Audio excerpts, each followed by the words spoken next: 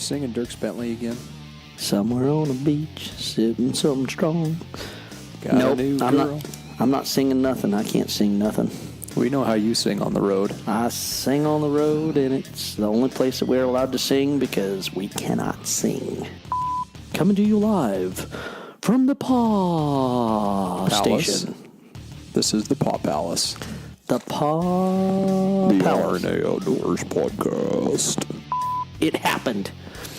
Are you The hearing Paw. now? Oh, yeah. Now, actually, I'm hearing way too good. Well, that can concern me, knowing you. Yeah. If you can't hear, then that's definitely a problem. Coming to you live in a countdown, and it's 5, 4, 3, 2.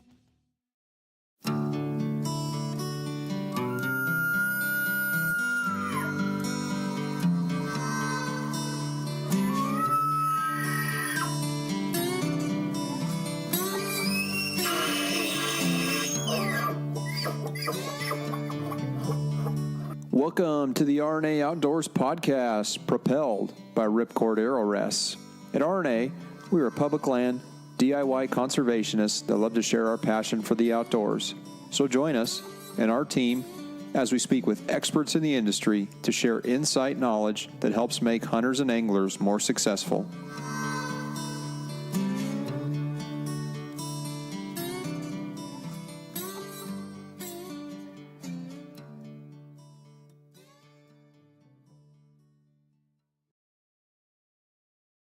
Coming to you from the Man Cave here in Paso Robles, California at the RNA Outdoors headquarters. We are the RNA Outdoors podcast, and we are coming to you from a kind of cool and kind of drizzly, windy May day. It's kind of interesting, the weather. It's been like a cold front coming through the last few days. You're telling me the wind has been off the chart couple of days, too. Yeah, which is not good because the wind dries things out, and then next thing you know, we have green grass turns to brown grass real quick. Well, as a friend of mine said the other day, we're 2 good winds away from this place being a fire hazard. Yeah.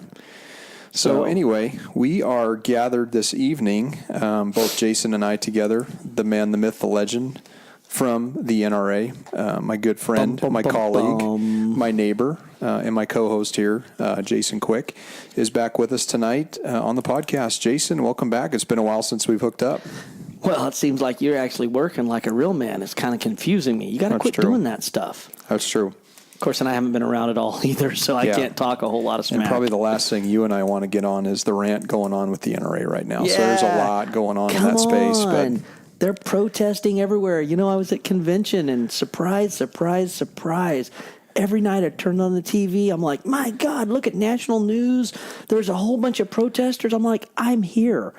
I saw a total of 6 protesters in like 9 days. There you go. I'm like, really? National news has found these people. I don't know where they found them, but they're supposedly protesting us here. I think they were out front of CNN headquarters, and they had people standing there. They probably paid them minimum wage.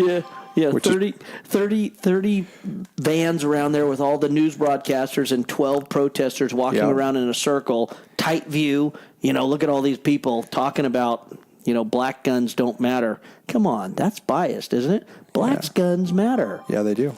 Anyway, I think that's you beeping. That's me? Yeah. I thought it was you. Cool convention. Oh, it is me. The president himself spoke, and big news about new president of the NRA. So a lot of potentially good things coming down the pike, I think, in your business. Absolutely. First time ever that both the president and the vice president were at the national convention. Very, very, very cool. And, of course, you know, right after that, you know, word about Ollie North becoming president of the NRA board. Big deal. That's pretty exciting stuff. And I looked down, you know, I'm wearing my my nephew's in the Marines thing, and of course, as soon as I said that, he's shipping off to Camp Lejeune here really fast on his second tour of duty, and he just sent me a text. Is it going to be anything cool? Is it going to be anything cool? It's a dadgum monkey. No, that's not a monkey. That's a baboon, and that's pretty risque, that baboon picture. Or is it? That's a red rumped baboon. So speaking of baboons, we wouldn't do us justice if we didn't at least talk about in a month and a half where you and I are going to be in the safari over the pond over in South Africa together. Just can't wait to get on that plane and get over And there. our friend do that. Randy is over there right now. Yeah, Randy Johnson's there experiencing his first African safari. I'll be experiencing my first, as we talked about, and you'll be experiencing toes and fingers. I don't think we went out. Somewhere past 7 or 8, I don't know, something like that. I'm not Craig where I'm like, oh, it's 100 and some odds, I think. But no, I've been quite a few times and absolutely love it. And I would go every year if my pocketbook would allow it. But about every 2 to 3 years, the itch comes back and I have to go. And it's your fault this time because I was going to bag out and I was going to bail on you. And I kind of twisted your arm. All of a sudden, you twisted a little bit, and we found a flight that I just could not refuse. And next thing I know, the wife said, well, if you're going to go, you got to take the boy with you. Like, oh, darn it. Yeah, I really is. Darn it. I'm probably going to shoot half my pocketbook change that I've saved up for myself. He's going to whack and stack himself. But it'll be fun. Maybe it's going to be a good trip, and we're going to plan to do a couple podcasts in June leading up to that. We've got some gear giveaways with our sponsors we're going to give away. And then when we're there, I'm going to have the podcast gear there. So our plan is to, if not nightly, probably every couple nights, recap the days, the stories. We're all going to be out doing our own thing, right? So come back. The evenings over the campfire, I think is going to be some pretty cool campfire stories. I can't wait. Since you've gotten me into this podcast thing, I've actually really come to enjoy it. And I think that just freewheeling in Africa with a sundowner and watching the fire trickle down, it's going to be an absolute exquisite time. Yeah. No, looking forward to it. So anyway, you and I are here. We've got the 2018 California application draw looking us straight in the face. June 2nd is when the California draws is due. Deadline is at midnight. And the cool thing about California is it's unlike Utah. You apply in February, you find out in May, right? Well, California, you apply, and roughly 10 to 12 days, statistics are up and the draws are out. So pretty quick. They're saying within June 19th to 20th probably. So, plus or minus 10 to 12 days. But still, that's amazing. It's amazing that they can turn it around as quick as they do. But a lot of things in 2018 we want to talk about. There's a couple new laws around poaching we're going to talk about, which is kind of interesting. Chronic wasting disease. That bug is starting to kind of, go viral, if you will, across the United States. They're finding cases in Montana now on mule deer. So they've got some surveillance they're doing in California. And then we're just going to go through the cadre of tags. Obviously, we're going to break down the applications for Bighorn sheep, which, in our opinion, California right now, from the desert sheep standpoint, is just turning into a great state and harvesting some great sheep. We'll talk about elk, which are the 3 species of elk, which is the only state that offers all 3 species. Clearly, deer is a trophy animal harvest here in this state. You've got basically 2 species of deer that are harvestable, and then pronghorn, which neither you and I get too crazy about in the state, considering there's only 6 pronghorn units and not many tags given when, about every 2 to 3 years you can go to Wyoming and shoot one probably just as big as you would shoot one here. So. Well, I'm maximum point holder on pronghorn, and I keep telling myself I should just go ahead and try to draw it. And every time I say that, I try to draw it and then I don't draw. And I'm like, really? Another year? Yeah. Another year. So anyway, let's go backwards a little bit. Let's go back to the beginning. Let's go back to what you started talking about, because I am kind of interested in listening to your take on this new law about poaching. And don't get me wrong. When I was a young man, that was actually, I thought I wanted to be a fish and game officer, and I actually turned in some people for shooting some does, and they got busted for it and the whole 9 yards.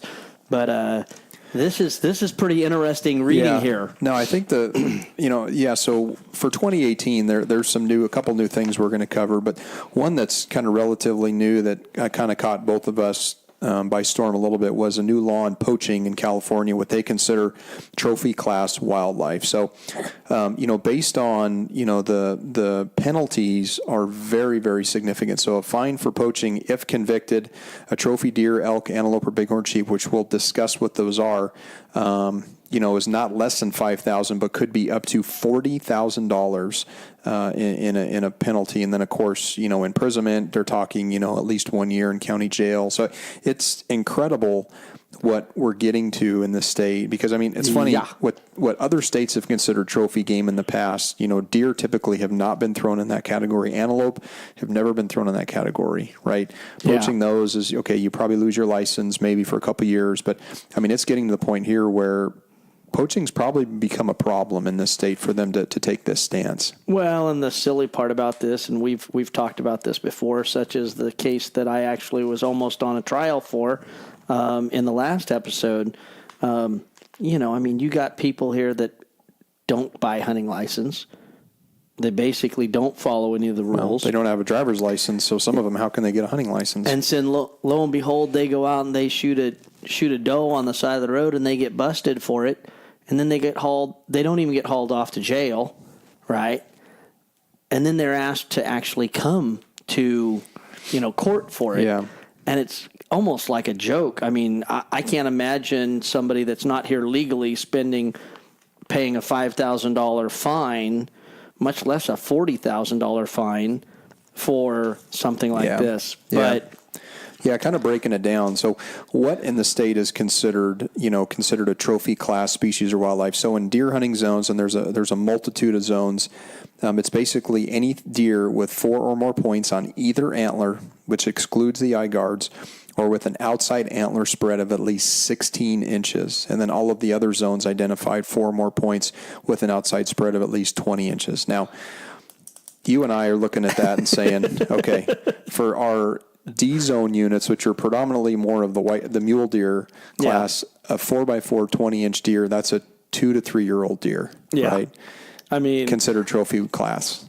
I don't know who came up with what a trophy class animal is in the state of California, but this is almost jokeable. Yeah. I mean, I'm not saying that a blacktail that's how wide was that again? 16 inches. 16 inches. Yeah. A 16-inch blacktail is pretty cool. But here in our area, I mean, Pronghorns here on average are get bigger than that. Yeah, 16, 18 inches. So really, I mean, a 2-year-old or 3-year-old buck that's a Pronghorn could be a significant imprisonment, $5,000 to $40,000 fine. Yeah, and that's a pretty wide range for someone to debate on. Okay, you're going to get assessed a $20,000 penalty versus a $5,000 penalty. But I shouldn't be laughing. There's probably some fish and game officer that's going to listen to this and go, "Oh, these guys, we need to look at them all the time."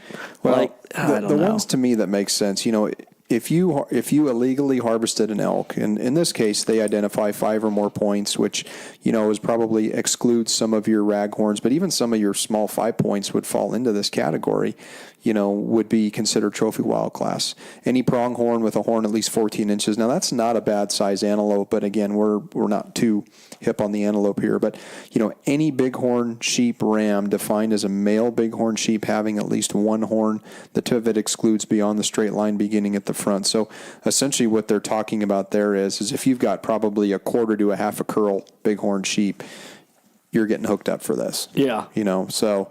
Well, come on, go to the last one. The last one's the one that I always love. The last one's the best because any wild turkey with either a spur that is at least 1 inch in length or a beard measured by the longest strand or beard of at least 8 or more inches. So basically anything excluding a 1-year-old Jake, anything bigger than that could be a fine of $2,000 up to $5,000 or imprisonment in the county jail for more than 1 year for a wild turkey.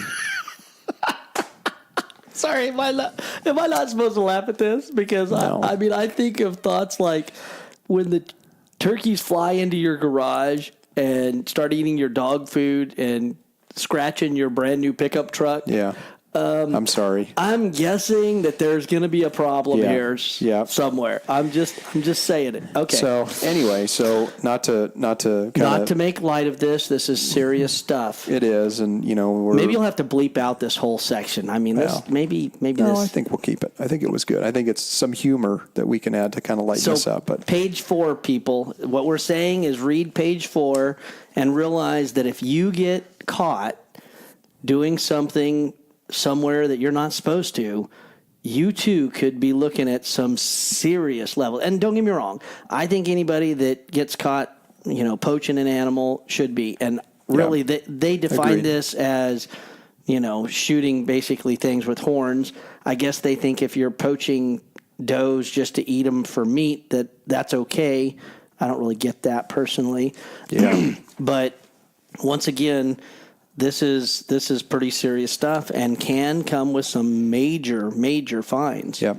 So don't be go aware. there, and we're not endorsing that by any means. We just want to make the listeners aware.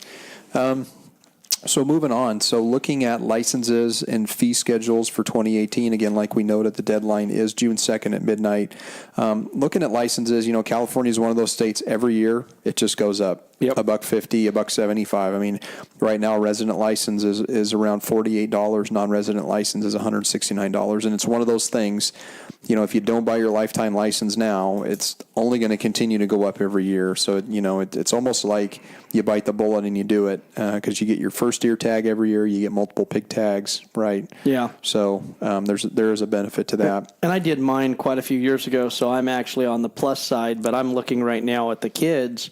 My son is still getting a $12.70 hunting license, so, I'm not going to probably do that. But my daughter, who is turned 18 now, surprise, surprise, she's in the She's official in the resident pool. Yeah, the official costly Resident, category not youth too. anymore, yeah. So, and non-residents, while we're not really going to touch on that a whole lot, the 169.05 cents for a non-resident license, that's a pretty big pull for a non-resident to come out here. But with that, the black bear and the blacktail opportunities, which we'll get into in a little while, for a non-resident means you can hunt multiple species all at the same time. Yep. So yeah, we'll kind of maybe talk a little bit more about we're going to talk about the fundraising tags, which are kind of a no-brainer. It's a random draw tag, but for $6 and change, you have to put in for the open zone deer tag, the multi-zone elk tag, the northeastern pronghorn tag, and somebody's got to draw it. That's the marble correct. clipper sheep tag, and I think the South Bristol Mountains as well are included in the in that raffle tag. And that's on page 6 for those people that are actually going to be looking, or you could even pull it up online in the digest. Too. Yeah, so we're basically following the California Hunting Digest, and I will say one thing California does well is they do publish not only all the harvest statistics, but also the draw potential and odds based, breakdown by 2 points, 3 points, 4 points. They do a pretty good job of outlining, if you're looking at a unit and kind of what you're looking for. Something that's going to be changing and new is, the non-lead ammo. There is some updates, really how it's phasing into the state and eventually, to go California wide. I believe in 2019. So the plan is that, basically, if you're not hunting on a wildlife area or ecological reserve, and if you're not hunting with a shotgun, then you're basically not required to use lead until July 1st of 2019. Any other scenario, including the A zone where we hunt, which is considered California condor range, which remains in effect, the use of lead ammo, essentially, that's been in place for, a couple of years now where we haven't been able to use lead ammo. So it's slowly phasing into where the whole state will go basically lead-free July 1st of 2019, which includes the premium units, all the units, the G3 Goodale tags, the G39 tags, all the areas up in the eastern Sierras where they've actually not had any cases of California condor actually habitat. They're just planning to take it statewide. So. Well, and once again, we discussed a lot of this, coming from the NRA. I think this is a lot to do with people trying to make things non-hunting related and trying to push out hunters from being able to hunt. It's just a cold, hard fact that the lead thing is pretty much a farce all the way through. But it is the law, so you got to follow the law and just start shooting copper bullets. Yep. That's the name of the game. I like copper bullets. They do a great job for penetration, so you just have to do your job and put the bullet in the right place. Don't have any variances where it gets outside that heart-lung kill zone. Exactly. So California is considered what is considered a modified preference point state. So kind of what does that mean? So this year in 2018, we had a point creep. So max point this year in 2018 is actually 16. I think I recall the year you applied when you drew your deer tag, it was 15. And I think there was a 2-year lull when it sat at 15 because I think last year was 15 as well. So we've crept up a point. So max is 16. So the way essentially the modified preference works, there's two portions. There's the max point tag quota or the preference group, and then there's the random draw by choice. So again, we take a unit like Gooddale. If there's 35 tags as an example, 90% of those go to the preference, and then 3 of those essentially, which would be the 10%, go into the random draw. As just an example, we'll talk more about that. For elk, sheep, and pronghorn, there's a 1 tag quota. If there's a 1 tag quota in that unit, that tag goes random. So as an example, like Oricopia, there's only 1 tag offered. That goes into the random draw. If there's a 2 tag quota, 1 will go to the max preference point holder, the other 1 will go random, and then so on. Some of the units have 3, 4, 5 sheep available in those units. Based on that, 90% will go to the max point, and then 1 will go, or 10% of those will go into the random pool. So again, similar to a lot of the other states like Arizona, Arizona kind of flipped it a little bit in that 10% random. They do have, the 5% goes to the pass unit, and then the other 5% goes random. So a little bit different, but overall, California is really set up, if you're a resident, to really, harness the tags in the state. I mean, non-residents, they have essentially 1 shot at an elk tag.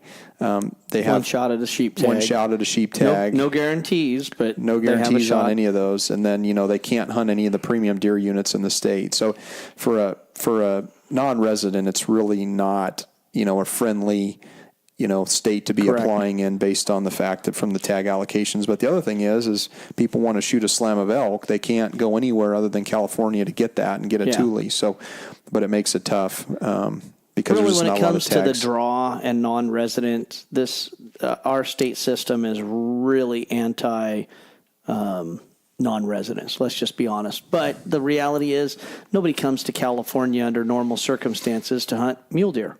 I mean, our mule deer here are just not, I'm not saying that we don't produce some mule deer that are phenomenal, but under normal circumstances, it's just not a place where people would want to put in for a draw, take so many years to get it as a non-resident and pull it off. On the other side, our blacktail are phenomenal, as you already know. And most of the units, the B units, as well as down here, the A units, they're almost over the counter. Even though the last couple of years they have sold out in the some B of the units, they have sold out some of those quotas, which was really pretty surprising after so many years that they actually finally started hitting the maximum number. Of course, the success rate is 17%, so it's pretty dismal when it comes to that. But for somebody that's interested in hunting blacktail deer in the state of California, as we mentioned earlier, you could buy a blacktail deer tag and a black bear tag. And, in 5 days, you're probably going to have an opportunity to kill a black bear. Yeah. And potentially you might even be able to kill a blacktail buck. So pretty interesting and fun stuff around here. Looking at party applications, so for residents, for deer, the max number for a party in a group for deer is 6. So you, me, your brother, your son, and 2 others could apply for deer if we all had a bunch of points. For elk and pronghorn, the max party is 2, and then there is no party applications allowed for desert sheep in the state. Just predominantly because there's so many limited tags that are available. They've just never offered that opportunity for residents. And inherently, in my opinion, I mean, if you're going to go for elk, you should spread it out. Everybody should apply separately. Try to get as many names in the hat so you could possibly hit. Bighorn sheep, of course, you don't have any choice, but there's only, how many tags were there? 16 or something like that? Yeah, 17? I think there's, there's 4, 8. Yeah, there's probably 20 plus tags that are given tag quota-wise. So once again, you can't apply for a party for that. So, just pegging that. Now, once again, we don't really talk about antelope, but at the same time, deer, I could see people party hunting and trying to get a group of people to go together and do that. But most of the time, even in those scenarios, really more than 2 is kind of a little crazy. Yep. So let's kind of jump in. So speaking of bighorn sheep, there's actually, I just counted, there's 17 total tags that are awarded in the whole state. And you've probably got, I would say, close to 8 to 10,000 applicants every year that apply for sheep in this state. So, you can start running the numbers already to realize kind of where you're at there. But again, with desert sheep, again, which is, predominantly the Nelsonite are the species of sheep that are really starting to get pretty world renowned down in, some of the southeastern units in California. 90% of the tags, which again go to residents, there is a 10% non-resident quota, which essentially rounds up to being one non-resident tag. No party applications, and you have to be at least 16 years old to apply. So, which Wyatt is really upset about that. Just so you know, he's still bummed. Yeah, he can't get in on that, but can't build any points either. That's the worst part. I know. The other thing is there's a mandatory orientation. If you are to draw one of the tags, you're required to take the orientation that's required there. And then there are actually a total of 9 zones or hunt zones, but there is actually 2 units where they are not proposing any tags for 2018. So really you're only looking at 7 total zones that have tags. The Zone 2, the Kelso Peak Mountains, and then also the Sheep's Hole Mountains, which is Zone 6, are not allocating any tags in 2018, which is kind of interesting because last year they didn't either. And from what I heard, those units have come down with the strain of pneumonia that they're battling that sheep herd there. So it makes it kind of tough on the sheep, especially in a state like California where you just don't have a lot of sheep, and when you start bringing pneumonia into this scenario, it makes it even worse to manage those. So, and for those people that are following along, this is on page 54. It really does break down the preference point quota, and it shows you the random quota and all the number of applicants and maximum points that are needed. Maximum point holders, such as myself, that applied. Really, what I find interesting about this is, Lucas, you and I's standpoints on this, because of points, are a little different, right? I mean, you're looking at potentially putting in for either the 1 tag or 2 tags, either the Orocopias or the San Gregorios, where I personally, as a maximum point holder, is thinking more like, well, I want to apply for the one that has 4 tags. Mm-hmm. Why is that? That's because you're hedging your odds. When there's 4 tags, 3 of them are guaranteed to go to maximum point holders. So, the challenge with that, of course, is I noticed when I looked at the numbers over the last couple of years, those points really seem to have we haven't got any of the maximum point people that have disappeared. Well, I mean, look at the maximum point applicants. So let's take a unit like the Katy Mountains that have 4 tags, right? And the Katys are just to the east of Barstow from just kind of a geographical standpoint. 517 maximum point applicants. For 4 tags. 4 tags. Well, 3 tags. And actually 3 tags, because one's going to go to random. So the Marble Clippers is another range, 435 maximum point applicants. So it gets you down to the point where, okay, do I hedge my odds and try to draw one of these 3 tags as a max point holder, or do I go to a unit like Zone 4 or Acopias where there's 94 max point holders, yet it's going to a random draw? So I could apply for that tag and potentially draw it too. Correct. Right? So correct. That's where this state makes it really tough trying to figure out where's my best chance to draw sheep, right? And we've talked numerous times in regards to elk, and we'll get into this a little bit later, or the bighorn sheep, at how many animals we actually have. I mean, there are animals out there every year dying of old age, but they are very, very conservative in the number of tags that they're allowing out. Now, like you said, when you hit these pneumonia situations, and all of a sudden you go from having some tags to no tags, that's really rough on our wildlife. But you and I both know that over in the Goodale area, we saw plenty of sheep in that area, some really impressive rams. Yeah. And basically the only thing that kill rams out there are the mountain lions. Yeah. Which I think what they're using some of that for is I think they're using some of that to transplant into some of these units that have pneumonia. But, Goodale, I mean, you literally go across the other side of the Sierras, and you're not far from the White Mountains, right? Yeah. Up on the kind of the Nevada-California and that border. stuff was pretty gnarly, dude. I mean, where those sheep ran into that canyon that we saw. That to me is sheep country, though. Oh, that's it's like nuts, when you and I saw that ram just perched out on that rock, I'm thinking, to me, that's like sheep country, not hunting down in Palm Springs. Did you ever post that photograph? I did post that picture, yeah. That's one that you should, when you pull this out, you should do it again. That's sure. Pretty cool stuff. So just kind of real quick, looking at tag quotas have not changed. 2017, there was 17 tags allotted. 2018, same amount of tags. They still have closed down Zone 2 and Zone 6 based on the pneumonia outbreak there. So not a lot different to report there. The one interesting fact is 2017 hunter success, which again, California is a mandatory requirement for big game species to make sure that you post and also go online and post your success or your unsuccessful. Every unit was 100% successful minus the whites. And the whites looks like they had a tag quota of 3, and they only filled 2 of the 3. But, I mean, as you and I know, the White Mountains range from 11,000 to 13,000 feet. You typically have to park at 8,000 to 9,000, horseback in 2,000 to 3,000 feet, and then you could be hunting another couple thousand feet north of there. So, and a lot of people they apply for that tag because they look at the numbers and they go, "Oh, this is the best, one of the better chances to draw a tag."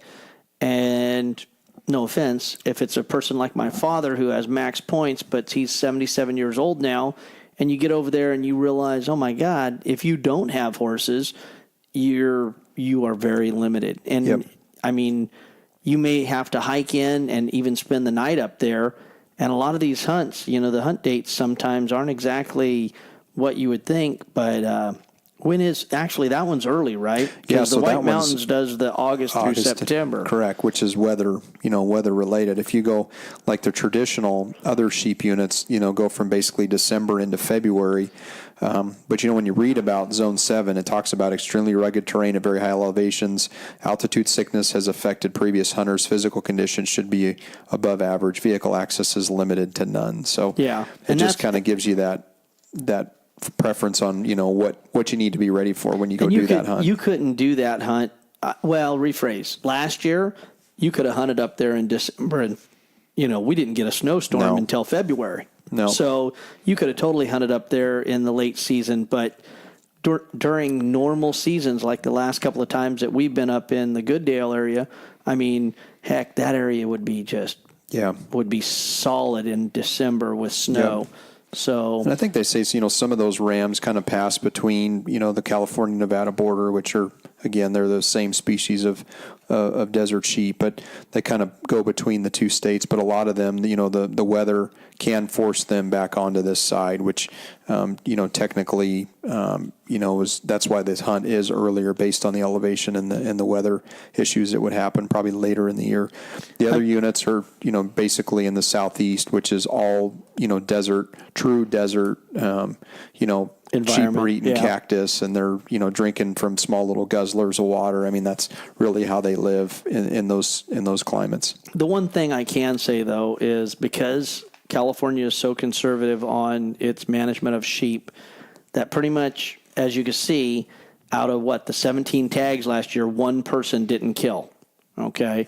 The other side of that is quality of rams in California is off the charts. I mean, as we know, Goliath was killed here. Yep. In fact, I think I saw a picture in Kika's ad. That's on page 45. That is just an absolute stomper. Yeah. And all the other sheep that was killed in most of these units were the same way. So, I mean, we all know really probably the number 1, number 2 units is Zone 4 and Zone 5. Very limited number of tags in those areas. But any unit all units basically can produce 160 plus even class 170 round. class rams is what they're saying. A lot of the units have the potential for. And what's funny is you could flip through these last few pages. This is on 54 and 55, and they've got 1, 2, 3, 4, 5, 6 sheep on that one. And then you bounce back a few pages to a couple of the other ads, like on 45, and you got 1, 2 sheep there of, I'm sure these are all last year's rams. Yeah. And every one of them, you're looking at for a desert variety sheep is just absolutely stunning. Yeah. I mean, yep. so Mossback has an article in here. Terry Anderson has one in here. Some sheep, San Gorgino Wilderness Outfitters, which is Terry's outfit. I mean, look at the sheep. That's on page 17. I mean, look at that. I mean, that's an incredible, all California sheep zones, 100% success. So, yeah, there's a lot of, again, not a lot of tags, but, with these outfitters and the game that they're playing, they have essentially 3 or 4 sheep probably in each of those units that are 1, 2, 3, and 4. And if they can't find number 1, they're on to number 2, and they've got clients lined up ready to go. And yeah, so I mean, for those people that are thinking, oh man, I'm too far out of it, throw your name in the hat. It's cheap. It's cheap from a sheep standpoint. Even if you decided you were going to go do it yourself, if you have the time, that's the key thing. And a lot of these units, if you have 3 weeks to dedicate to this, you're going to kill a sheep. Yep. I mean, really, if you probably have 2 weeks, you're going to kill a sheep. Now, if you only have 2 weekends, you probably should think about calling one of these guides to hook you up. Yep. And go that direction. Because I talked to a good friend of mine, Clyde, who's going to be in Epic this next month, and he killed an absolute stomper with Terry Anderson in the San Gregorios. I mean, it's a phenomenal sheep. And the only reason it's not the biggest sheep killed this year is because Goliath was killed this year. So yeah, I mean, for $8.13 application fee, it's a no-brainer. You got to apply. And there is a random, right? There is a random in every one of these units. Yep. So, I mean, you could just go down through here and, I mean, if you're not in good shape, do not apply for the White Mountains. I mean, that's just the reality. But if you're in good shape, White Mountains is probably the place that you want to apply for. Now, that is a high elevation hunt, and it's early in the year. So if you don't have time available in August, September, then you want to go to the December, January situation. If nothing else, almost everybody gets time over Christmas and New Year's, and that would be a great opportunity to be able to harvest a ram if you are the lucky person to have your name come out of the hat. Yep. So absolutely. Apply. Don't forget to apply for Bighorn sheep. Yes. So moving on, elk. So let's talk a little bit about the elk species. So again, California is one of those states that offers all 3 species. So the Tule elk, which traditionally, sit from kind of the Grizzly Island area south all the way into kind of where we inhabit down here in the La Panza zone, cornering all the way into the Owens Valley, all the way, to the west in like the Hunter Liggett zones. And then you've got, of course, the Roosevelts, which is everything from what I understand is to the west of I-5 towards the northeastern unit or the northwestern units, Del Norte. And then you've got the Rockies. Which now, coming from Del Norte, we'd give you a bunch of crap from calling it Del Norte. Norte. But I forgive you. It's okay. Yeah, I'm not from here, so. Yeah, exactly. And then the Rockies, which is interesting, looking at the Rocky species right now, which is in those northeastern units, between Tejon Ranch and those northeastern units, they're killing 400-inch bulls. They're killing some stompers, man. It's incredible. Unbelievable. It's absolutely incredible. And you know what's funny is you look at California and think, oh, I can't believe that they even have elk. Well, the reality is, just as you mentioned, we have all 3 species. Yeah. And on top of that, you mentioned Tejon Ranch.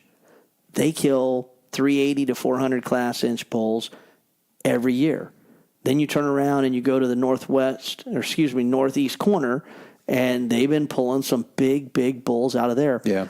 And here's my opinion. I think right now the elk herds in California, because I don't believe the elk are being as affected by the mountain lion as much as the deer, I think elk is the next thing for California. Of course, and we did talk last time we went over this stuff about, California's view on, we're over the next 20 years, we want to increase our tags by 20%. Well, when you only give 5 tags away and over the next 20 years, you want to increase it by 25%, that's a whopping 1 or 2 tags over 20 years. But you and I have both been in situations. You were out here at Fort Hunter Liggett. I was up at the San Luis Reservoir, where they say, there's only 280 head of elk out here. And I know for a fact, 6 years ago, I counted over 300 head of elk from one spot within the vision of my 15 power binoculars. Yeah, it's bogus. So that was 6 years. Underreporting, but that's 6 years ago. And I think we talked about that in a previous podcast, but it is. I mean, you and I have witnessed much more than what the stats say, and in that publication they put out, which is kind of the every 10-year publication they put out on elk. I mean, it's interesting what their strategy and plan is for the future when you really look at it from the standpoint of elk are going to become a problem in this state at some point if they don't manage them. And there's no better way to conserve the wildlife than to use hunting as that method. But I think that's the point that we want to get across to all our listeners. If you're not applying in California for elk, you need to start doing so now, even if you are just putting in for a point. I believe that in the next 10 years, we are going to have some phenomenal elk herds. Not that we don't have phenomenal elk herds right now. It's just it's so hard to draw that's a problem. But, I talked to a gentleman in New Zealand, and he says, well, when you have a herd of 100 red stag and 70% of them are females and they throw off at least one offspring a year, you could do the math at how fast the herd grows. Yeah. So I think in California, the herds are growing at those rates right now. It's only going to be a matter of time before private landowners and or people that have access. I mean, for the first time in years, the place that my brother and I and my dad has hunted for 40 years, we saw elk on it. It's just nuts. We had never seen an elk there ever before. Elk are branching out. They're spreading out. Pretty soon, I think Northern California is going to basically have elk all over the place. Yeah. Well, it's getting to be that way, right? I mean, and when you really look at it from the standpoint of resident, non-resident, so, there's one non-resident tag that goes into the pool, and that could be, again, Tule, could be Roosevelt, could be Rocky Mountain. It all depends on who that person is, where they apply, in the points that they have. You've got to be at least 12 years of age to apply, so technically Wyatt could be applying for elk, and there are 23 units in the state of California for elk. So just kind of perusing through them, clearly the ones to me that kind of, when you say the cream rises to the top, Grizzly Island is one of those places that, they're transplanting elk in the state out of Grizzly Island, and that's really where the sanctuary has been for Tule elk. We kind of live in an area, the La Panza area, that holds a lot of herds of elk. I think what they say, La Panza has the most elk in the state, Tule elk. Now we're talking Tules. Tules, yeah. From a population standpoint. And then when you get over into kind of the Owens Valley area, you've got a multitude of units there. Yep, Gooddale, Independence, Lone Pine, just to name a couple. I think Whitney is another one that has, a lot of opportunities for elk. But at the same time, the last world record, I think, was taken out of Owens 2 or 3 years ago by Mossback. That bull that was shot out of one of the Owens units. What I like to look to is look at the hunter success ratio. There's only a couple of these that are like under 60%. Yeah. Most of them is 100, 50, 60, 73, 17. You're like, what happened there? Oh, must not have been there. 100, 100, 100. 100, 100, 100, 100, 100, 100, 100, 100. Geez, oh, criminy. Pretty much almost 3/4 of this whole page says 100% success. Yeah. And some of them, like I say, you only got 2 tags. So if someone doesn't tag out, you've got only a 50% success rate there. So not a lot of tags given out. But overall, if you averaged the hunter success, you're probably in the top 70 to 80%-ish on average. So basically what we're trying to say is if you draw a tag, if you've got enough days to hunt, you're going to kill something. Yep. That is just what it gets right down to is, hunter success here in California for Tules. But a lot of people, they dedicate a lot of time. I took 11 days to kill my Tule. Yep. And that wasn't counting scouting days. I stayed there the whole time trying to make it happen. Yep. But when you wait that many years to draw it, in my opinion, you're not going to just blow in on the Saturday and Sunday, and hope that it works out. Weekend warrior, yeah.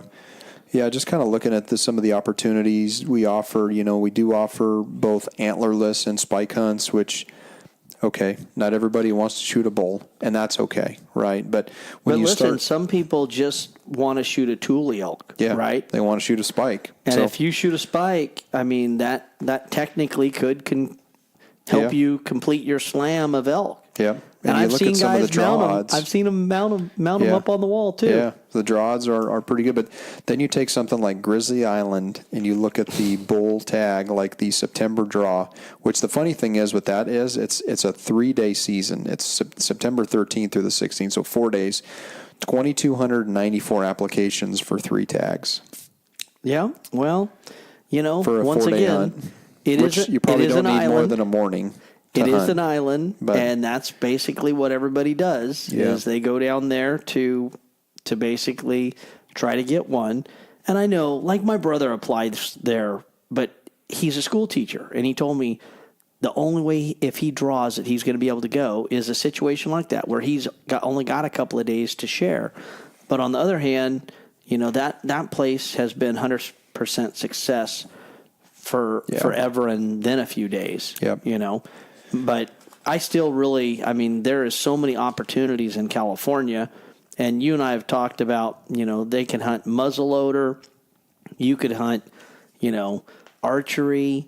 There's so many different things. There's the apprentice, which is the junior hunts. Yep. Even though what I find interesting about the junior hunts is sometimes the junior hunt odds are actually worse than the regular applications. And I don't know if parents are just going, oh, it's a junior hunt, so it's got to be better, so they don't look at that.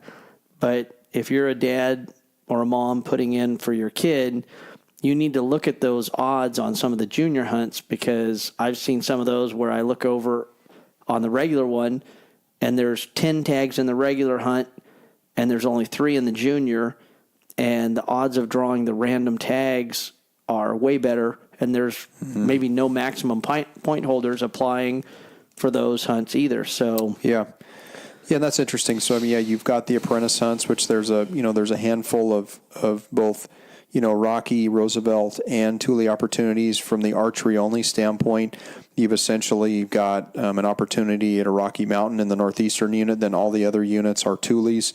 Then there's a muzzleloader archery combination, which you could hunt the Marble Mountains, which I believe is the Marble Mountains on the west side of I-5, which is up in the kind of the northwestern area, along with some Tule hunts. And then you've got just the Roosevelt hunts, which are the northwestern tag, which is Del Norte, where your family's at. The Marble Mountain, which is, again, I think the western side of I-5 to the north there. And then the Siskiyou, which is another one of those units that has, quite a few tags. They're talking 20 plus tags that they offer in that unit. The Marble Mountain Bull tag, there's 35 tag allocation, but again, you got, 2,000 people that apply. So, well, in those areas, the reality is too that is some serious country. Yeah, it's dense. And it's dense and it's big, and it's, the herd population, when you find the elk, it's like, holy cow, there's a whole herd of them. But if you're not in the right place at the right time, you could spend a week driving around looking for elk. And if you're hunting when they're not bugling, you can have some problems. Now, the hunt dates are perfect for a lot of those. Most of them are September 5 through 27 on most of them. Yeah. That's the advantage is you could drive to a ridge, you could bugle, you could see if anything responds. Pray it's not another hunter looking for the same thing that you're looking for and just trying to respond to you. Yeah. But the struggle I think with a lot of the Roosevelt hunts is private lands, and that. Yes. Being up there's not a lot of public land, and where there's public land, but where the elk typically inhabit, a lot of that area is all private, little 20, 40, 100 acre sections that are. Well, and the Northwest hunt, basically where my family lives, and we've talked about this before, pretty much it's dairy farms, right? Like you said, 20, 40, 80 acre places. Literally, my brother's helped a guy the last 2 years, 2 different guys that were actually friends, harvest bulls there. But the silly part is, literally, one guy said he sat on this one fence. He was allowed to hunt on this 140 acres, wasn't allowed to hunt on the next over, he sat on that fence line for like 3 days waiting for an elk to cross. And guess what? In the 3 days that he waited there, they never crossed over the fence. Yeah. And he goes, you want to talk about frustrating, you can pull the trigger on this side of the barbed wire fence, but on the other side of the fence, within 80 yards, there's 60 bulls standing. And they know where they're at. And they know right where they're at. And they know not to go across the fence. So, but, he found another little place of 20 acres, and surprise, surprise, guess what? There was a bull elk there. Yeah. Now, he paid a trespass fee to do it, but at the same time, after you spend 7 or 8 days trying to get them to cross over a little small, 3-wire barbed wire fence. Yeah, it makes it tough. Yeah, it was pretty tough. Yeah, so just to recap real quick, like we said, 3 species of elk, 1 non-resident tag. So we're really speaking to the residents on our podcast here. But, there's 23 units. And again, it ranges all the way from north to really the southern part, which is really the A-zone area where we're at. It expands all the way over into Owens Valley to the north, all the way in like the Lassen County northeastern area where they're just pulling out some huge Rocky Mountain elk. Just a lot of opportunities. Again, apprentice, juniors, archery, muzzleloader are all opportunities out there, of course, along with rifle hunts. I definitely recommend you get a copy of the digest, either download the copy online or go to your local Walmart. They'll probably have a copy of it, and you can kind of go through and look at draw statistics and also proposed hunts in 18. And fill out your application. Again, $8. It's a no-brainer. Yep. Put your name in the hat. Someone's got to get dumb elk, lucky. Oh my God! Talk about the greatest meat. Yeah. I mean, if you're just building points, I would suggest if you just want to go hunting, put in for a cow hunt. Some of the odds are not that great, but still, some of them are under 1 in 20 draw odds. I mean, if you get dumb lucky and hit a cow elk tag, dude, it is phenomenal eating, and you get the experience to go out there and chase elk. And there's nothing better in September to hear elk bugle. No. That is Lucas and I. We're junkies. Yep. So okay, moving on. Deer, which is near and dear, I know, to your heart, Jason. You're a big deer guy, and I'm turning more into a deer snob, although I'm not quite there yet. But the beauty of California is we do have a lot of opportunities for deer. And when you talk about deer, we're talking about mule deer on the eastern side of the Sierras, predominantly running all the way as far north into basically the Nevada border. You'll find mule deer, a lot of migration hunts, and we'll talk about some of those. And then essentially as you work your way west, we have what's kind of called the hybrid mule deer, black-tailed deer. Yes. And then which kind of gets to where our zone is in our area, which are kind of that hybrid.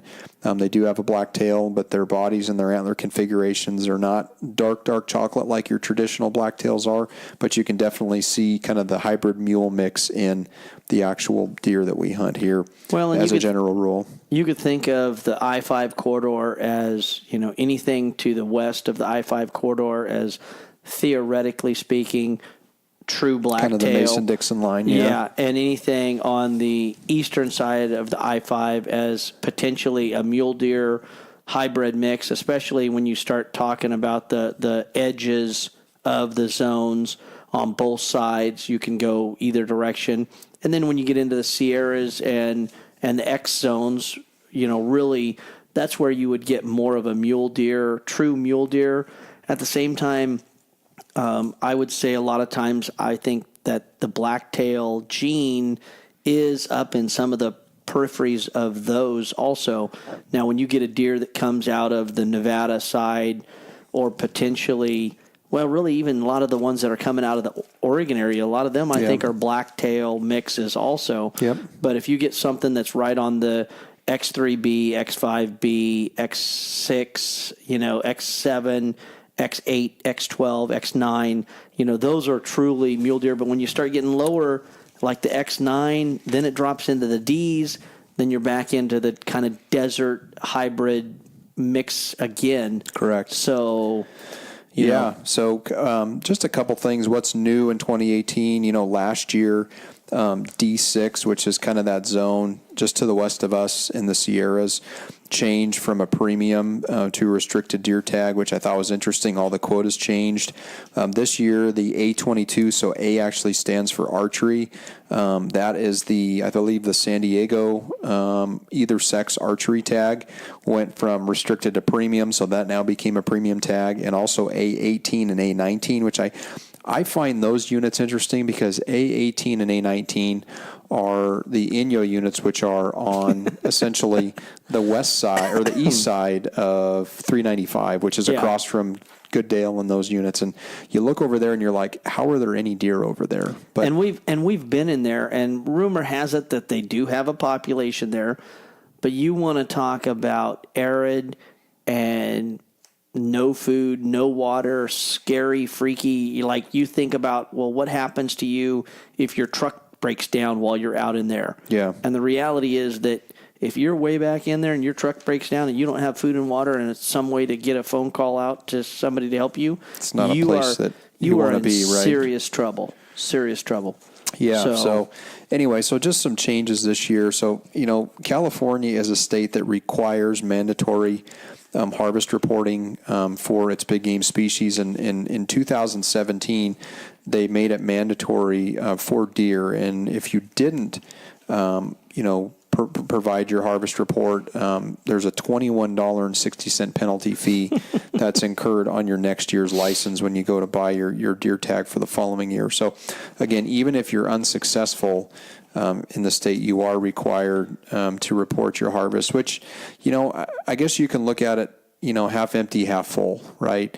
There are going to be some people that won't report harvest just because that's who they are, and they'll assess the fee and they'll take it. But generally speaking, most people will report, and you're going to probably get better information when you start to look through and see, okay, what was success rates? Because with deer, it's important. I mean, because they go, was it a 2-point? Was it a 3-point? Was it a 4-point? And you can start to break that down and really see, based on the unit, what's the percentage of 4 points taken versus 3 points, which if you're looking for a trophy or a better class of deer, that's kind of what you're looking for. Which I have to admit, once again, just like you stated earlier, California does a fantastic job of giving statistics in regards to actual numbers. And with the mandatory reporting process, that really does help us go, okay, like I was looking at the X zone success rate, and the success rate is 40%, 65, 50, 37, 53.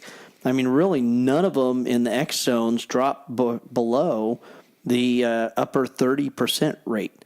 I mean, that's phenomenal. The downside to it is, you look over here and you go, okay, well, how many of them were forked horns? And it's like, okay, 30% of them were forked horns.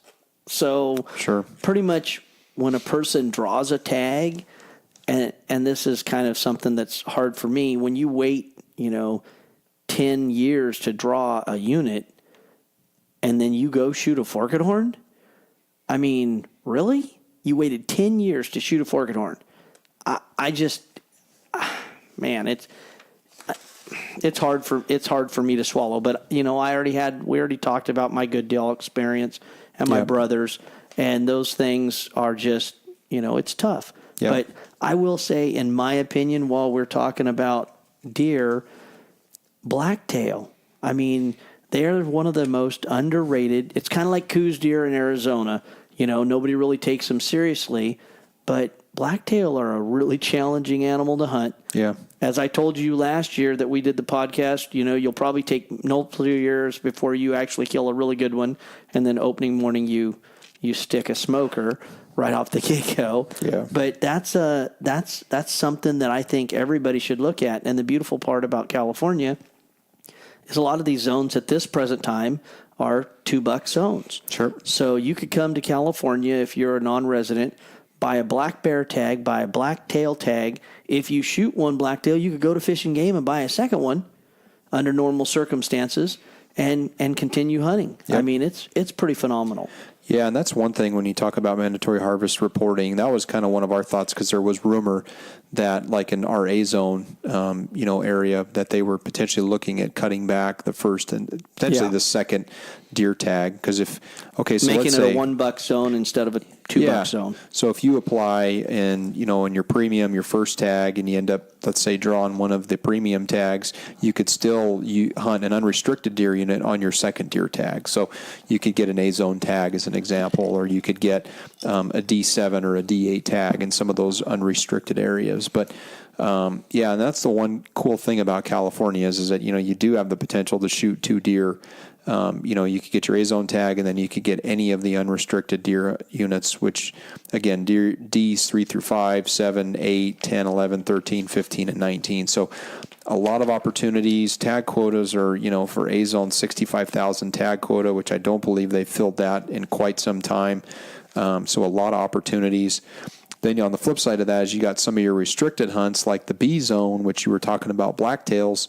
They have a tag quota of 35,000, and I believe last year they did fill, or at least they did have a tag quota exceedance where they did fill all 35,000 tags. Now, of that population, only 17% of the hunters were actually successful. Well, and that's what I was going to get to. Just because you bought a tag doesn't mean you're successful. No. And I will say, the reality is that I saw some stat a couple of years ago where they were saying pretty much it was about every 4 to 7 years a person would actually kill a buck. And I mean, if you think about this, 35,000 people bought a B zone tag, which B zone, just so you know, is B1, 2, 3, 4, 5, and 6. I mean, it's a huge geographical area. Essentially the Trinities, right? Mendocino, Shasta, Trinity National Forest. Oregon border down to basically Santa Rosa area, and pretty much I-5 over.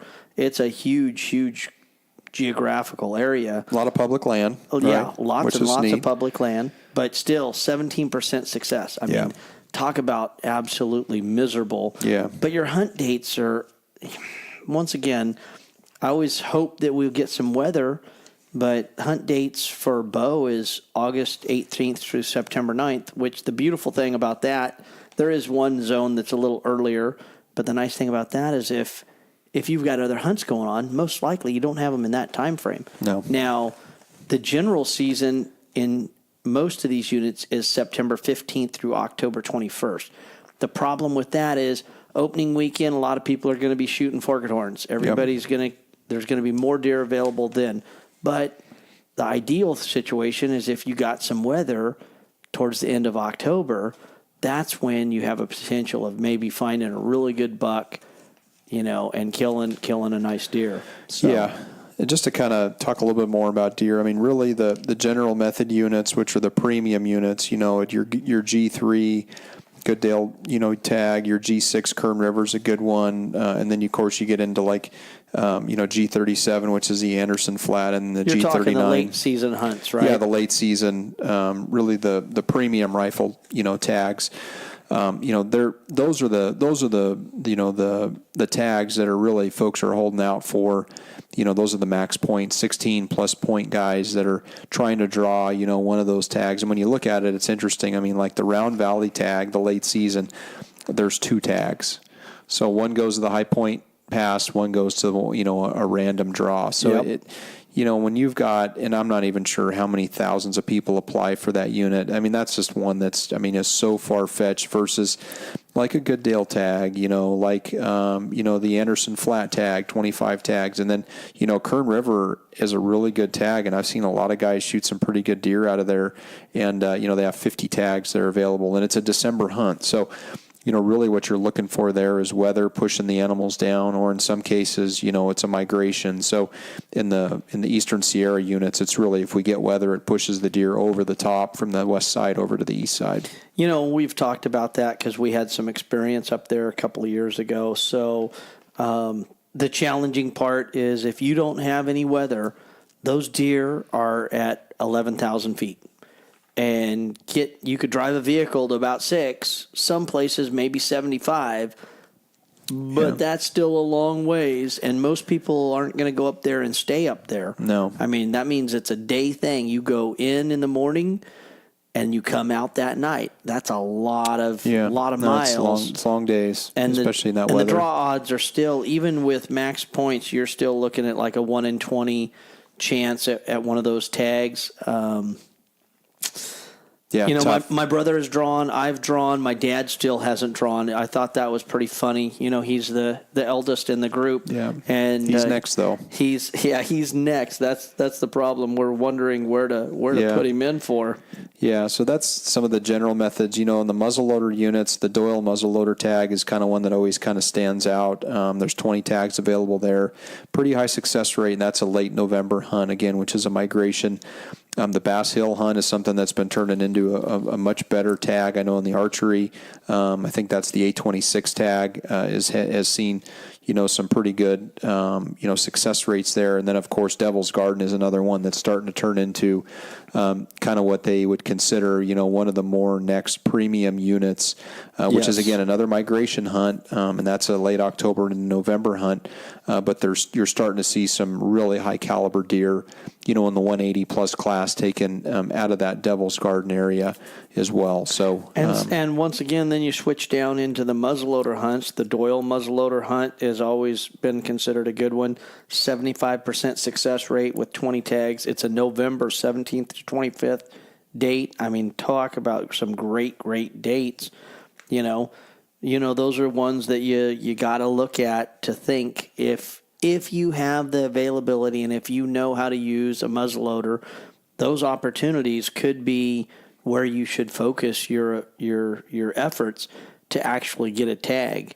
You know, if you're not an archer and looking at the area specific archery hunts, which are all hunt codes, you know, that start with an A, which have, you know, much better draw success rate. And interesting enough, when you look at the hunter success percentages, they're not terribly bad in some of the units. So when you think about it, Devil's Garden archery, there's 10 tags, 67%, you know, that's not a bad success rate. I have to also mention for those people that are not experienced, now Lucas says that starts with an A. That means it's an A1, A3, A with a number behind it.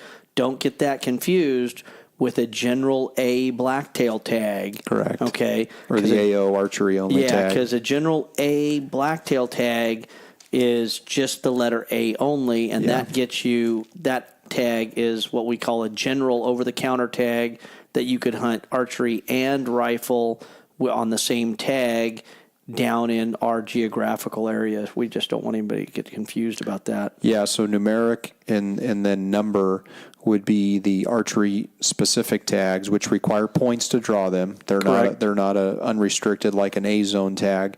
But again, just looking at some of the more, you know, premier units like the Anderson Flat, the Monterey A24 tag, which is a tag, you know, we've kind of talked about, the A33, which is just the Fort Hunter Leggett late season tag, you know, 36% success rate. Again, and, you know, there's not a lot of, you know, diehard bow hunters in this state, but a lot of them are getting it done. When you think about Bass Hill, A26, 30 tag quota, 75% of the population filled. I mean, that's some sweet numbers. That's not bad, right? I mean, that's pretty high success rate for archery. And then you've got all of basically the X zone units, which are considered, you know, X9A, X9B, which are, you know, the Owens Valley area, X10, X12, which are north of there, or to the east of there. So, yeah, it just kind of breaks them down, and you can see, you know, all those dates are early in August. So you're hunting bucks in velvet.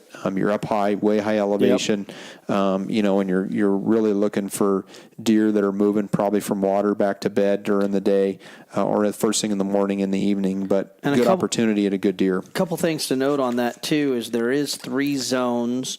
X9C, X10, and then the San Diego either sex. Basically, those 3 zones did not fill up in the draw.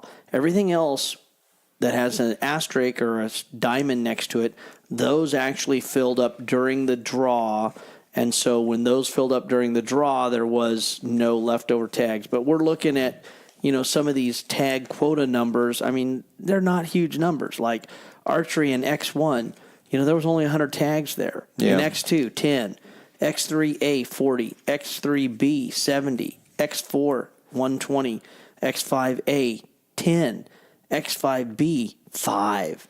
You know, I mean, when you start looking at some of those numbers, that's pretty rough to try to say, I'm going to put in for 5 tags for archery. right? Exactly. So anybody's got to look at that. If you are a diehard archery guy, though, that is truly your best opportunity to get a tag for what we would consider a premium unit in the state of California, and potentially hunt them early in the year when there's maybe $5 or $6 running together, and they're in the velvet, so they're not in the tight brush. They're out in the open. Better opportunities. Yep. Yeah, so just to kind of sum up deer, and in the digest pages 20 through 32, kind of go ahead and break down the 2017 harvest reporting, again, which for all you listeners out there, it's mandatory deer harvest reporting requirement. Again, if you don't, you'll be assessed a penalty the following year on your deer tag. And then the 2018 proposed deer hunts. So it goes through, again, all the restricted, unrestricted, and premium hunts. And then, of course, it goes into all of the opportunities for muzzleloader, archery, and then the general hunts as well with rifle. So a ton of opportunity. I would consider California an opportunity state for deer. If you want to shoot a blacktail and you're not a resident, it's a great opportunity. Pay the $150, $60, get your A-zone tag around $300. You're out here and you're hunting, blacktail deer, and there's a fair amount of wilderness and public land that you can get into blacktails. Of course, if you have friends that have private property, you're not going to have deer that are being harassed and pushed around. That's probably a better chance at a better deer, but as you and I know, we go out, drive an hour from here, we're hunting wilderness, and we're having multiple stalks in an evening, on 18-inch forks to, a 20-inch deer. On trophy class deer. Trophy class deer considered in this state. Yeah. In this state. So. I will point out, too, once again, and we've talked about this also, black bear. While it's not very many black bear in this geographical area that we're in, you go into Northern California, and I mean, they have more damn black bear than you can shake a stick at. Yeah. If you're down in this area, I would highly suggest, if you are here blacktail hunting, you should buy a pig tag. I mean, you never know. I always say pigs are where pigs are. You could be hunting an area that is not inherently known for pigs and come around a bend, and there could be a freaking whole herd of them standing on the hillside. Correct. If you have a tag in your pocket, you're in on the game, yep. right? Absolutely. So, yep. If you're hunting the Sierras, you want a bear tag in your pocket. If you're hunting basically west of there in the flat land, coastal area like us, you want a pig tag in your pocket. Absolutely. No question. It's a no-brainer. Okay, lastly, just to kind of real quick, let's go over the pronghorn hunts. And again, not a lot to talk about there. Maximum point holder. Yeah, maximum point holder still hasn't hunted for antelope. So that's 16 for me, right? I mean, 16 years been applying for an antelope tag, and I still can't get one. Yeah, so just kind of looking at the breakdown, I mean, clearly the tables in Lassen, county and that tag is probably one of the better, quality tags in the state. There is an apprentice hunt. There's an archery-only hunt where your draw odds are a little better, and then you've got the general rifle method, which includes basically two of the table units. You've got two Lassen units, which are really, again, when you look at the draw odds, 2,000 to 3,000 applications in those go in for 40-ish plus tags with a pretty high hunter success rate. But again, a lot of applications, limited tags, unless you're a max point holder. Well, I just opened this up, and for the first time I actually looked at it. I'm finally thinking that well, I could be the unluckiest guy in the world when it comes to antelope, but at this present time, I'm thinking, really, according to this, the likely tables, which is one of the ones that I've been applying for, says last year 10 people applied with maximum points. So, who knows? I might be hunting antelope in California this year for the first time in my life. Yeah. Wouldn't that be cool? Well, and the problem with you is you just haven't drawn tags lately, so you gotta stoop to a California antelope tag. Yeah, I know. Which wouldn't be such a bad thing, because most people in their lifetime could never say they've harvested an antelope in California. So that's true. That's true. Well, the funny part is I have been kind of hoarding points, but I got kids right now, so we've been focusing a lot of energy on them. And at this time last year, we already knew we had a deer hunt in Nevada coming up. and we knew we had an elk hunt in Arizona coming up, and so it was at the stage that it was like, okay, well, we're just begging a point and moving it on. But now we have Wyatt's one mule deer tag. You, of course, have got that Nevada or New Mexico elk tag. So maybe this is the year to go to California. Burn your points, man. Burn the points, right? Yep. Well, that's a probably 3-4 day trip to go up there and shoot a decent pronghorn. So anyway, 6 pronghorn units. Again, you can see the tag stats and the digest on page 51, all the proposed hunts. On page 52, there is an apprentice hunt, so if you've got juniors, it'd be great for them to have an opportunity there. There's the archery hunt, and then there's also, again, the general method, which includes the 6 units, including the Lassen and the tables, which have 2 different, basically, zones that they do hunts in that have different dates and periods for those. So anyway, man, that kind of wraps it up. I mean, when we look at, there's really, when you think about it, there's really 7 species of trophy animals. I mean, in California, you've got the bighorn sheep. We talked about that. Clearly the quality of sheep in this state have just gotten to the point where you'd be foolish not to apply for desert sheep in this state. You've got 3 species of elk, so that puts us at 4 trophy species. You've got 2 species of deer. That puts us at 6, and then with pronghorn essentially puts it at 7 trophy quality type species that require points to draw tags in this state. And then like you had said previously, black bears, wild pigs, upland bird, there's great quail in this state. Turkey hunting, the Rio Grande turkeys is pretty exciting too if you've got nothing else to do in the spring. A lot of people think about California and they're like, no, I would never want to hunt in California. And I kind of look at it and say, you know what? I don't mind living here, being a sportsman in the outdoors, because I'll tell you, essentially from spring through the end of the year, you can be hunting something, right? You can hunt turkeys and pigs in the spring.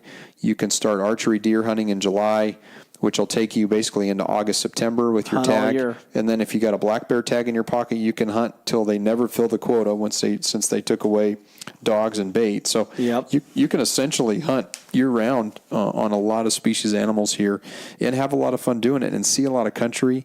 When you think about going up into the eastern Sierras and hunting black bears as an example, that is just some of the most rugged country. I mean, you look at it and you're like, wow. And then you actually go hike it. And it'll kick your, coming from sea level, when we run over there to the Sierras and you're thinking, oh yeah, I'm in great shape. And then you get at 6,000 feet and you're thinking, man, I'm kind of a little thin. And then all of a sudden you're like, oh, I got to climb to 11 to see that animal. That's pretty hardcore. I want to throw in one thing before we shut this whole thing down. We've mentioned a lot of things, but we also have what's called the SHARE program. And for those people that don't know what that is, it's like a raffle tag that comes around after the draws are all done. It's usually done, they start the application period, I believe, is in July for the SHARE program. And a lot of the SHARE hunts are actually, it's what page is it on? It's on page 40. It's something for you to look at if you're just wanting to, try to draw a random tag. I will tell you, it is a raffle. The odds of hitting it is horrible. Some of the numbers are worse than actually drawing underneath regular stats. But in this case, they had 13 bull elk tags, 31 cow elk tags, 4 junior only antlerless elk tags. And it was really, I had a friend that actually drew one of these. And I, of course, when he said he was going to put in for it, was kind of laughing because I couldn't believe he'd actually waste his money on it. But he hit. And if you look in here, there's some pretty nice animals that they take on this SHARE. And what the SHARE program does is most of these hunts are all held on private property.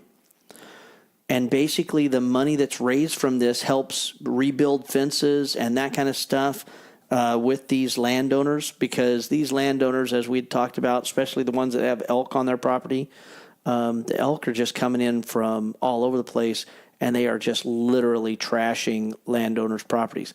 Some places are as small as 20 acres.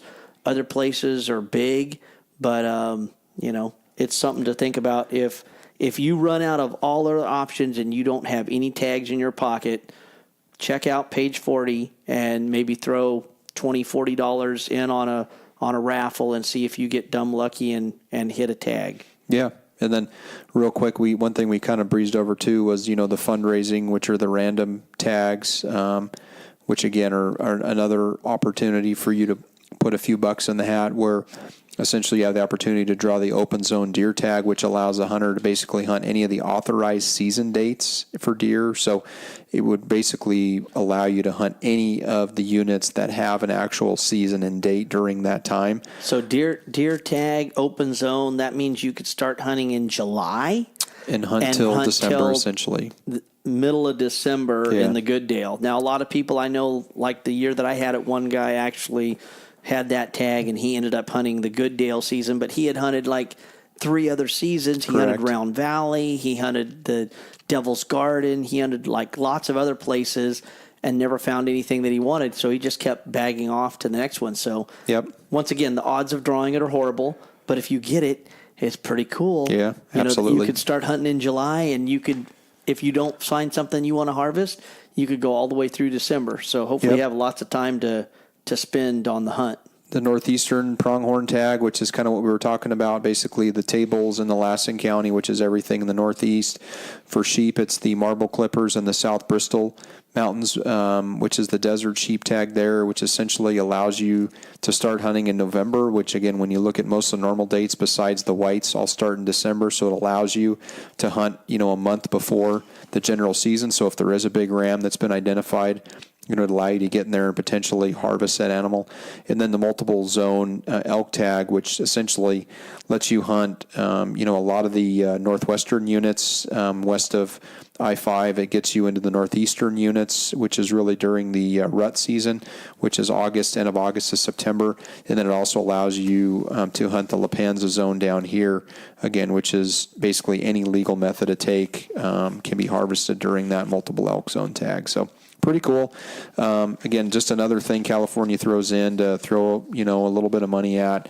And, it's definitely worth putting a few extra dollars in to try to draw one of those fundraising random tags. 'Cause really, at the end of the day, the fundraising, the money goes back into conservation, which is where I think is important that, a lot of these, types of opportunities, that money goes back into that, which is important. I think what they said last year, the fundraising random tag generated more than $340,000 for big game management in California. So not a huge chunk of money, but every little bit helps, to try to continue to keep, something that we, keep close to our chest, something very important to us. And that's being in the outdoors and sharing that with our friends and family and so forth. So well, and that's the reality right there. I mean, this is something that we believe in. This is something we want to do. And while you said 300,000 isn't a lot of money, it's an opportunity too.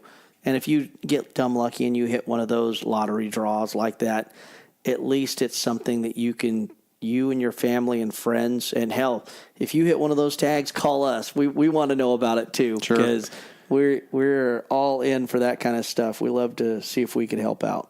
Well, and you think about it when, someone buys just the, the auction tag for $300,000, at these cheap dinners and other dinners. So, or 410, depends on who's bidding on it, right? Exactly.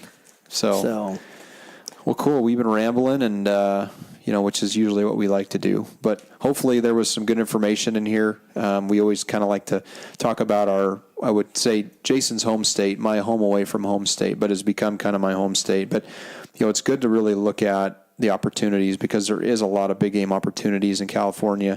And to me, it is kind of one of the best kept secrets in the state is the amount of opportunity there is to hunt, essentially almost year round here.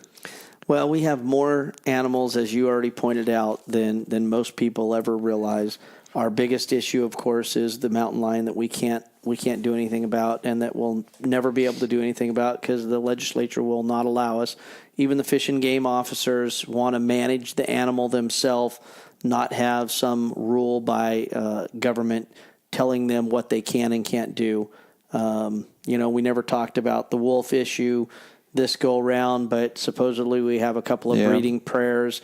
And for those people that don't think that the end goal isn't to have a whole flock of wolves running around here, you guys are, sadly mistaken. But right now, that's not the case. There are not a whole lot of them out there. Most of the ones that we know of are in the northeast corner, and hopefully aren't causing Oregon, too much havoc. Coming from Oregon, but yeah. Well, anyway. cool, man.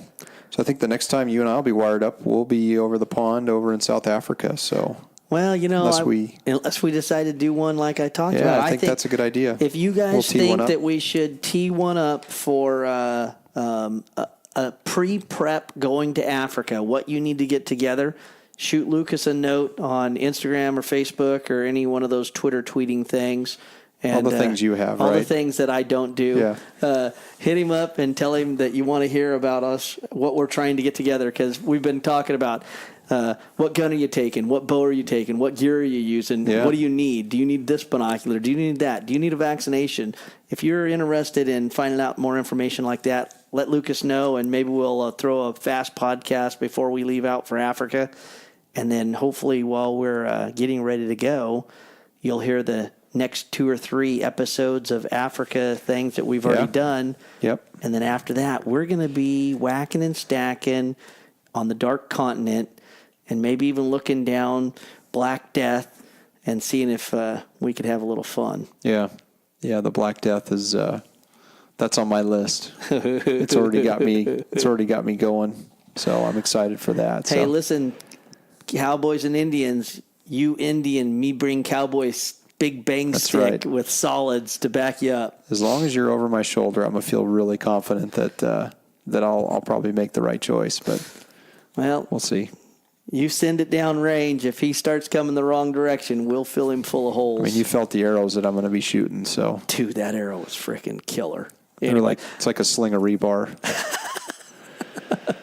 Let's wrap this thing up. Man. If they're interested, they'll let us know, and we'll do another one. If not, till the next time. Thanks, partner. And like I said, if you guys have any questions, reach out to us. Again, June deadline for California is June 2nd.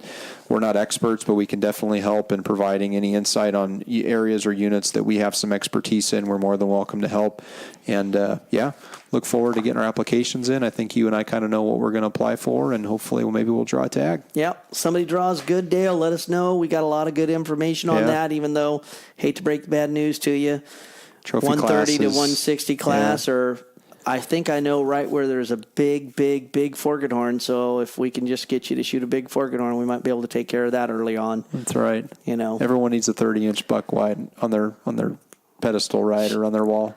I should have shot it with the lever action 25-35, but that's for another story. Cool. All right, buddy. Peace out. Thanks for coming on, and thanks, listeners, for tuning in, and we'll catch you guys again for another venture on the RNA Outdoors podcast.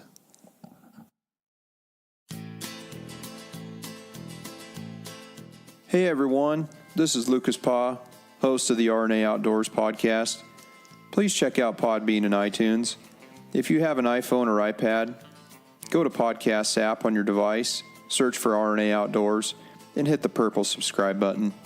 When doing this, it'll automatically upload when new podcasts are loaded, and they will download into your queue.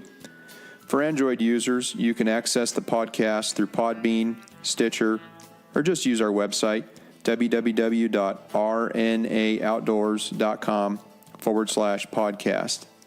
In addition, under the RNA Outdoors podcast channel, please leave a review and a 5-star rating. These reviews help boost our popularity and outreach. You can also follow us on our social media outlets, Twitter at RNA Outdoors, Instagram at Rod N Arrow Outdoors, and Facebook RNA Outdoors. All links are in the show notes as well.